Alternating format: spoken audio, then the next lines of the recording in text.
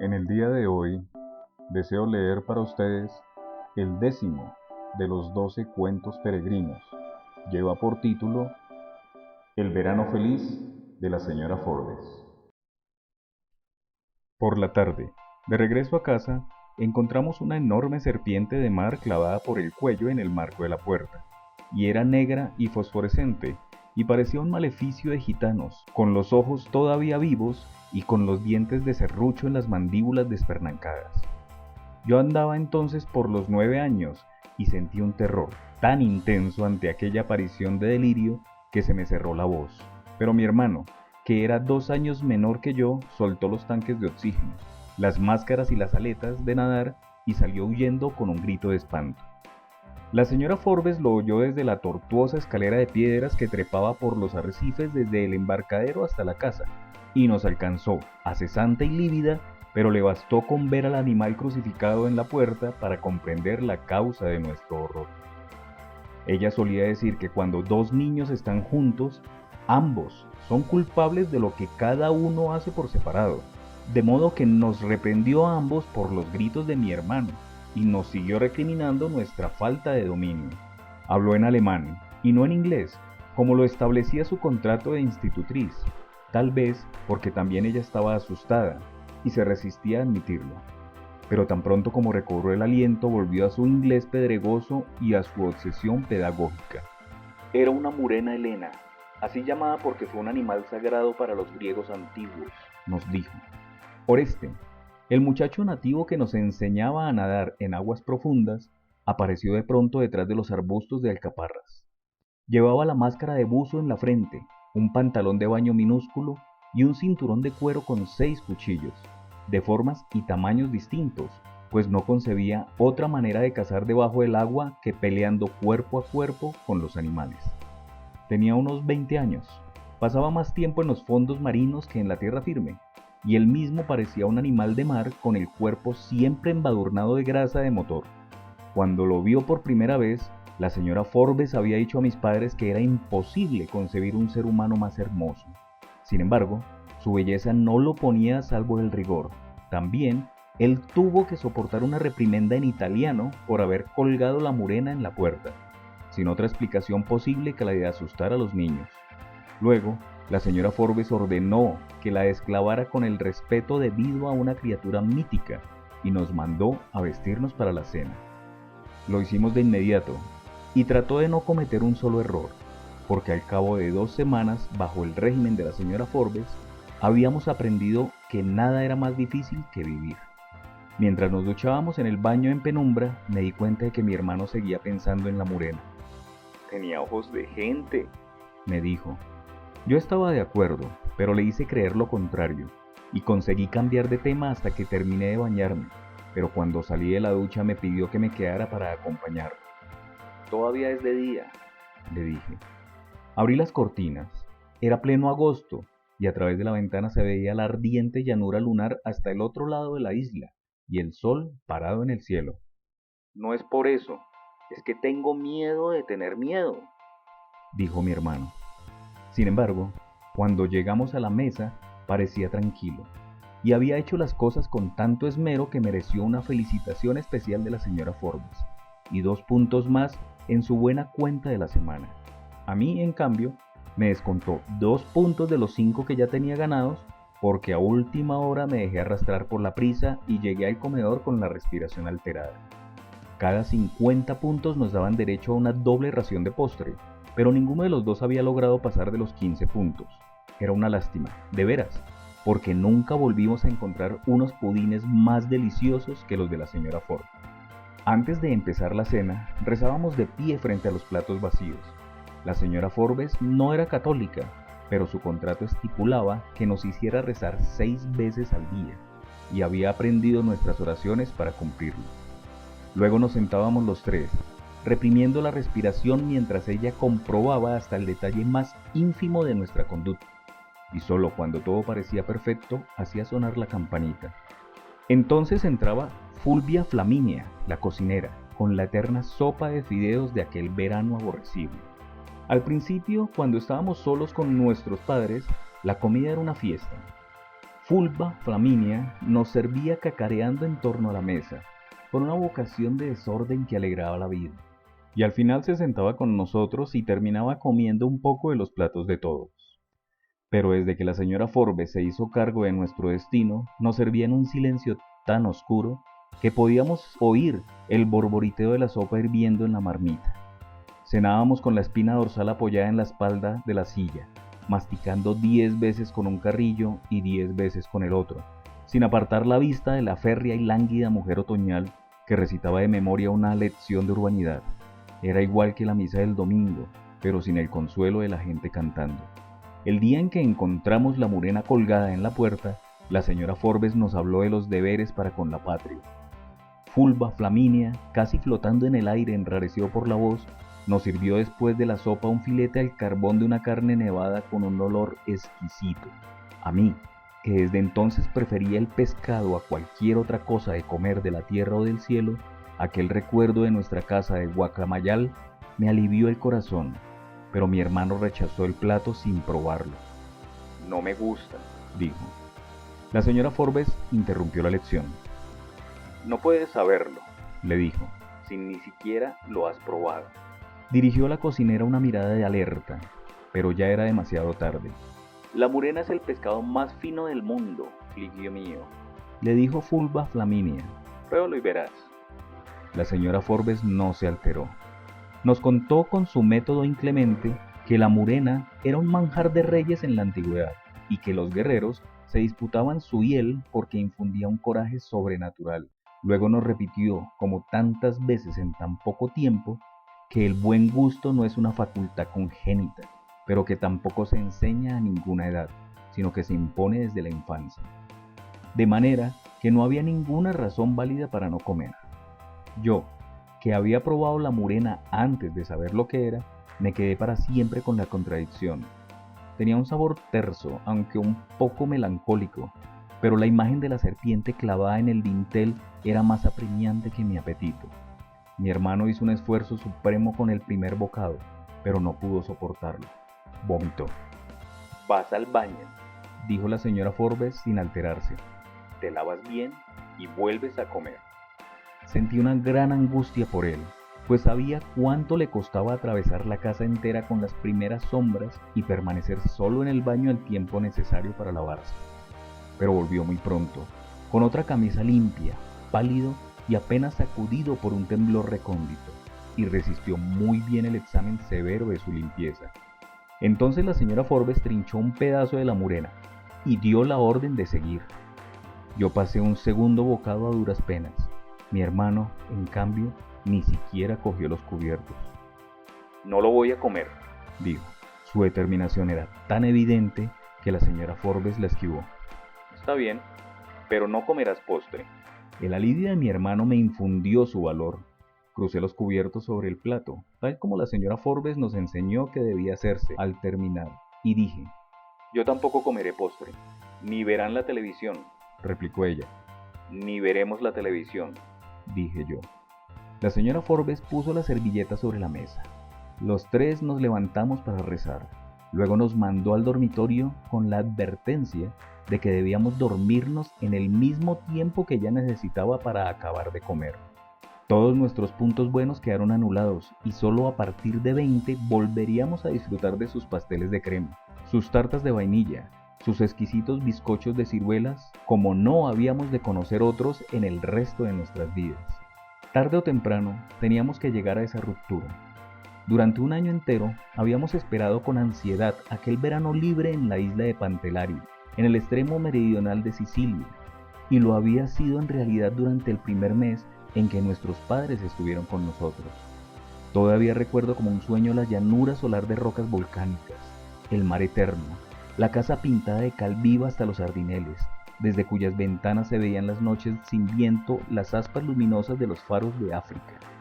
Explorando con mi padre los fondos dormidos alrededor de la isla, habíamos descubierto una ristra de torpedos amarillos, encallados desde la última guerra. Habíamos rescatado una ánfora griega de casi 1 metro de altura, con guirnaldas petrificadas, en cuyo fondo yacían los rescoldos de un vino inmemorial y venenoso. Y nos habíamos bañado en un remanso humeante, cuyas aguas eran tan densas que casi se podía caminar sobre ellas. Pero la revelación más deslumbrante para nosotros había sido Fulvia Flaminia. Parecía un obispo feliz y siempre andaba con una ronda de gatos soñolientos que le estorbaban para caminar. Pero ella decía que no los soportaba por amor, sino para impedir que se la comieran las ratas. De noche, mientras nuestros padres veían en la televisión los programas para adultos, Fulvia Flaminia nos llevaba con ella a su casa, a menos de 100 metros de la nuestra, y nos enseñaba a distinguir las algarabías remotas, las canciones, las ráfagas de llanto de los vientos de Túnez. Su marido era un hombre demasiado joven para ella, que trabajaba durante el verano en los hoteles de turismo, al otro lado de la isla, y solo volvía a casa para dormir. Oreste vivía con sus padres un poco más lejos, y aparecía siempre por la noche con las ristras de pescados y canastas de langostas acabadas de pescar, y las colgaba en la cocina para que el marido de Fulvia las vendiera al día siguiente en los hoteles. Después se ponía otra vez la linterna de buzo en la frente y nos llevaba a cazar las ratas de monte, grandes como conejos, que acechaban los residuos de las cocinas. A veces volvíamos a casa cuando nuestros padres se habían acostado, y apenas si podíamos dormir con el estruendo de las ratas disputándose las sobras en los patios. Pero aún aquel estorbo era un ingrediente mágico de nuestro verano feliz. La decisión de contratar una institutriz alemana solo podía ocurrírsele a mi padre, que era un escritor del Caribe con más ínfulas que talento. Deslumbrado por las cenizas de las glorias de Europa, siempre pareció demasiado ansioso por hacerse perdonar su origen, tanto en los libros como en la vida real, y se había impuesto la fantasía de que no quedara en sus hijos ningún vestigio de su propio pasado. Mi madre siguió siendo siempre tan humilde como la había sido de maestra errante en la Alta Guajira, y nunca se imaginó que su marido pudiera concebir una idea que no fuera providencial. De modo que ninguno de los dos debió preguntarse con el corazón cómo iba a ser nuestra vida con una sargenta de Dortmund, empeñada en inculcarnos a la fuerza los hábitos más rancios de la sociedad europea, mientras ellos participaban con 40 escritores de moda en un crucero cultural de 5 semanas por las islas del mar Egeo. La señora Forbes llegó el último sábado de julio en el barquito regular de Palermo, y desde que la vimos por primera vez nos dimos cuenta de que la fiesta había terminado. Llegó con unas botas de miliciano y un vestido de solapas cruzadas en aquel calor meridional, y con el pelo cortado como el de un hombre bajo el sombrero de fieltro. Olía a orines de mico. Así huelen todos los europeos, sobre todo en verano, nos dijo mi padre. Es el olor de la civilización. Pero, a despecho de su atuendo marcial, la señora Forbes era una criatura escuálida, que tal vez nos habría suscitado una cierta compasión si hubiéramos sido mayores o si ella hubiera tenido algún vestigio de ternura. El mundo se volvió distinto. Las 6 horas de mar, que desde el principio del verano habían sido un continuo ejercicio de imaginación, se convirtieron en una sola hora igual, muchas veces repetida. Cuando estábamos con nuestros padres, disponíamos todo el tiempo para nadar con Oreste, asombrados del arte y la audacia con que se enfrentaba a los pulpos en su propio ámbito, turbio de tinta y de sangre, sin más armas que sus cuchillos de pelea. Después siguió llegando a las 11 en el botecito de motor fuera de borda, como lo hacía siempre, pero la señora Forbes no le permitía quedarse con nosotros ni un minuto más del indispensable para la clase de natación submarina. Nos prohibió volver de noche a la casa de Fulvia Flaminia, porque lo consideraba como una familiaridad excesiva con la servidumbre, y tuvimos que dedicar a la lectura analítica de Shakespeare el tiempo que antes disfrutábamos cazando ratas. Acostumbrados a robar mangos en los patios y a matar perros a ladrillazos en las calles ardientes de Guacamayal, para nosotros era imposible concebir un tormento más cruel que aquella vida de príncipes. Sin embargo, muy pronto nos dimos cuenta de que la señora Forbes no era tan estricta consigo misma como lo era con nosotros, y esa fue la primera grieta de su autoridad. Al principio, se quedaba en la playa bajo el parasol de colores, vestida de guerra, leyendo baladas de Schiller, mientras Oreste nos enseñaba a bucear, y luego nos daba clases teóricas de buen comportamiento en sociedad, horas tras horas, hasta la pausa del almuerzo. Un día, pidió a Oreste que la llevara en el botecito de motor a las tiendas de turistas de los hoteles, y regresó con un vestido de baño enterizo, negro y tornasolado, como un pellejo de foca, pero nunca se metió en el agua. Se asoleaba en la playa mientras nosotros nadábamos y se secaba el sudor con la toalla, sin pasar por la regadera, de modo que a los 3 días parecía una langosta en carne viva y el olor de su civilización se había vuelto irrespirable. Sus noches eran de desahogo. Desde el principio de su mandato sentíamos que alguien caminaba por la oscuridad de la casa, braceando en la oscuridad, y mi hermano llegó a inquietarse con la idea de que fueran los ahogados errantes de que tanto nos había hablado Fulvia Flamini. Muy pronto descubrimos que era la señora Forbes, que se pasaba la noche viviendo la vida real de una mujer solitaria que ella misma se hubiera reprobado durante el día. Una madrugada la sorprendimos en la cocina con el camisón de dormir de colegiala, preparando sus postres espléndidos, con todo el cuerpo embadurnado de harina hasta la cara y tomándose un vaso de oporto con un desorden mental que habría causado el escándalo de la otra señora Forbes. Ya para entonces sabíamos que después de acostarnos no se iba a su dormitorio, sino que bajaba a nadar a escondidas o se quedaba hasta muy tarde en la sala, viendo sin sonido en la televisión las películas prohibidas para menores, mientras comía tartas enteras y se bebía hasta una botella del vino especial que mi padre guardaba con tanto celo para las ocasiones memorables. Contra sus propias prédicas de austeridad y compostura se atragantaba sin sosiego, con una especie de pasión desmandada. Después la oíamos hablando sola en su cuarto. La oíamos recitando en su alemán melodioso fragmentos completos de poesía. La oíamos cantar. La oíamos sollozando en la cama hasta el amanecer. Y luego aparecía en el desayuno con los ojos hinchados de lágrimas, cada vez más lúgubre y autoritaria. Ni mi hermano ni yo volvimos a ser tan desdichados como entonces, pero yo estaba dispuesto a soportar hasta el final, pues sabía que de todos modos su razón había de prevalecer contra la nuestra. Mi hermano, en cambio, se le enfrentó con todo el ímpetu de su carácter, y el verano feliz se nos volvió infernal. El episodio de la Murena fue el último límite. Aquella misma noche, mientras oíamos desde la cama el trajín incesante de la señora Forbes en la casa dormida, mi hermano soltó de golpe toda la carga del rencor que se le estaba pudriendo el alma. «La voy a matar», dijo. Me sorprendió, no tanto por su decisión, como por la casualidad de que yo estuviera pensando lo mismo desde la cena. No obstante, traté de disuadirlo. «Te cortarán la cabeza», le dije. «En Sicilia no hay guillotina. Además, nadie va a saber quién fue», dijo él. Pensaba en el ánfora rescatada de las aguas, donde estaba todavía el sedimento del vino mortal. Mi padre lo guardaba porque quería hacerlo someter a un análisis más profundo para averiguar la naturaleza de su veneno, pues no podía ser el resultado del simple transcurso del tiempo. Usarlo contra la señora Forbes era algo tan fácil que nadie iba a pensar que no fuera un accidente o un suicidio. De modo que al amanecer, cuando la sentimos caer extenuada por la fragorosa vigilia, echamos vino del ánfora en la botella del vino especial de mi padre. Según habíamos oído decir, aquella dosis era bastante para matar a un caballo.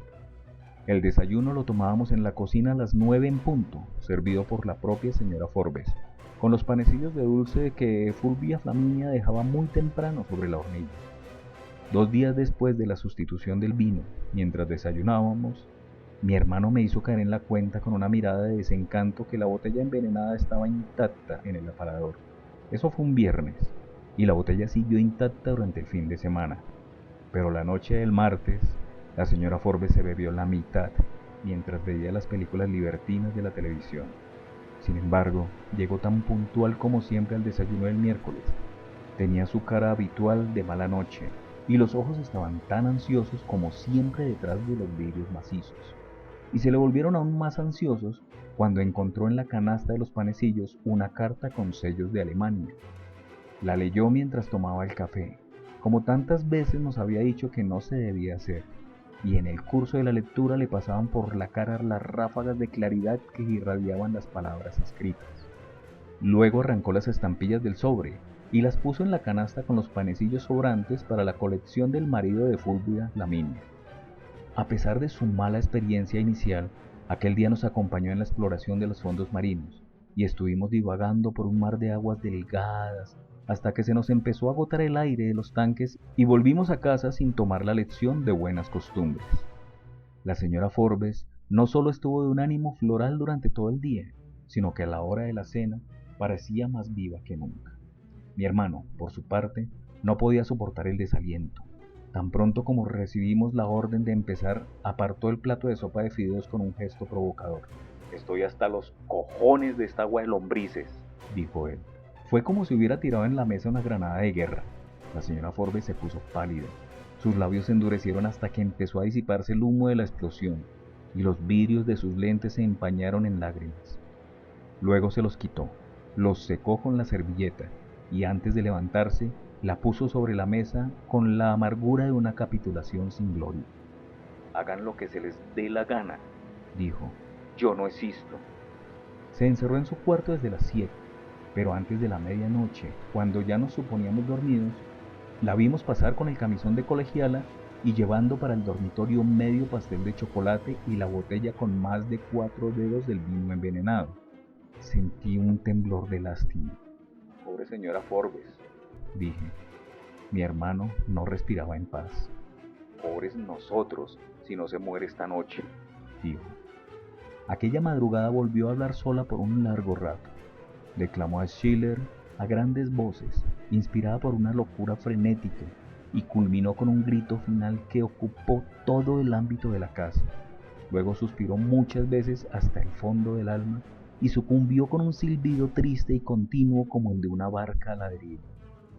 Cuando despertamos, todavía agotados por la tensión de la vigilia, el sol se metía a cuchilladas por las persianas, pero la casa parecía sumergida en un estanque. Entonces caímos en la cuenta de que iban a ser las 10 y no habíamos sido despertados por la rutina matinal de la señora Forbes. No oímos el desagüe del retrete a las 8, ni el grifo del lavabo, ni el ruido de las persianas, ni las cerraduras de las botas, y los 3 golpes mortales en la puerta con la palma de su mano de negrero.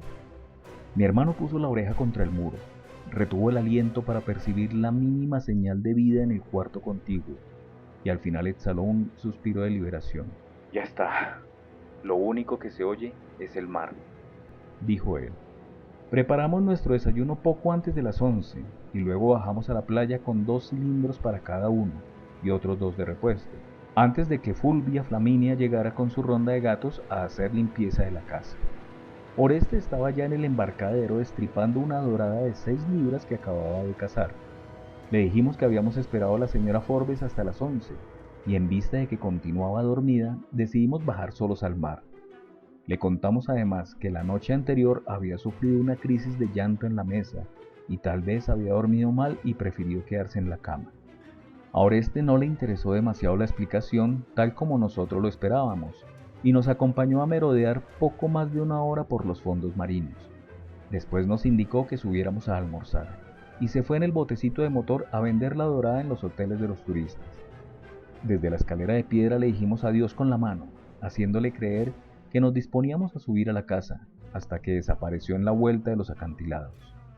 Entonces nos pusimos los tanques de oxígeno y seguimos nadando sin permiso de nadie. El día estaba nublado y había un clamor de truenos oscuros en el horizonte, pero el mar era liso y diáfano y se bastaba de su propia luz. Nadamos en la superficie hasta la línea del faro de la Pantelaria. Doblamos luego unos 100 metros a la derecha y nos sumergimos donde calculábamos que habíamos visto los torpedos de guerra en el principio del verano. Allí estaban. Eran 6, pintados de amarillo solar y con sus números de serie intactos, y acostados en el fondo volcánico en un orden perfecto que no podía ser casual. Luego seguimos girando alrededor del faro, en busca de la ciudad sumergida de que tanto y con tanto asombro nos había hablado Fulvia, pero no pudimos encontrarla.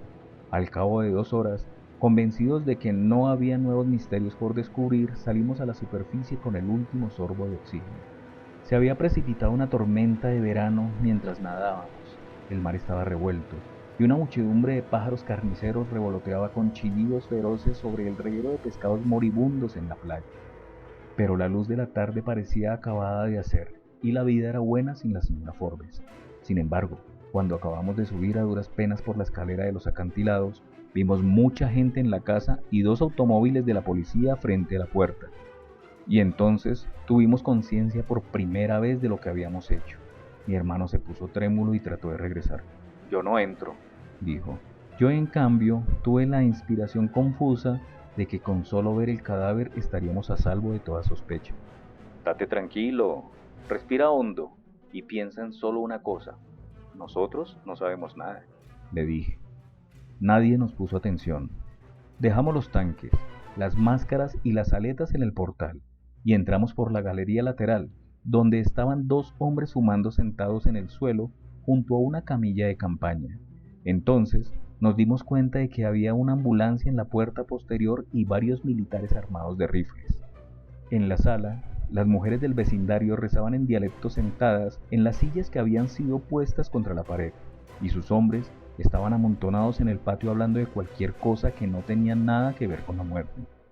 Apreté con más fuerza la mano de mi hermano, que estaba dura y helada, y entramos en la casa por la puerta posterior. Nuestro dormitorio estaba abierto, y en el mismo estado en que lo dejamos por la mañana. En el de la señora Forbes, que era el siguiente, había un carabinero armado controlando la entrada, pero la puerta estaba abierta. Nos asomamos al interior con el corazón oprimido, y apenas tuvimos tiempo de hacerlo cuando Fulvia Flaminia salió de la cocina como una ráfaga y cerró la puerta con un grito de espanto. Por el amor de Dios, Figlioli, no la vean. Ya era tarde. Nunca, en el resto de nuestras vidas, habíamos de olvidar lo que vimos en aquel instante fugaz. Dos hombres de civil estaban midiendo la distancia de la cama a la pared con una cinta métrica, mientras otro tomaba fotografías con una cámara de manta negra como las de los fotógrafos de los parques. La señora Forbes no estaba sobre la cama revuelta, estaba tirada de medio lado en el suelo, desnuda en un charco de sangre seca que había teñido por completo el piso de la habitación, y tenía el cuerpo cribado a puñaladas. Eran 27 heridas de muerte, y por la cantidad y la sevicia se notaba que habían sido asestadas con la furia de un amor sin sosiego, y que la señora Forbes las había recibido con la misma pasión, sin gritar siquiera, sin llorar, recitando a Schiller con su hermosa voz de soldado, consciente de que era el precio inexorable de su verano feliz.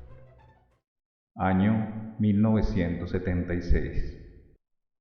Espero hayan disfrutado este hermoso y trágico cuento.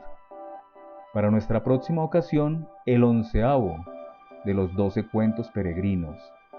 La luz es como el agua. Mi nombre es Alberto y mi placer es leer para usted.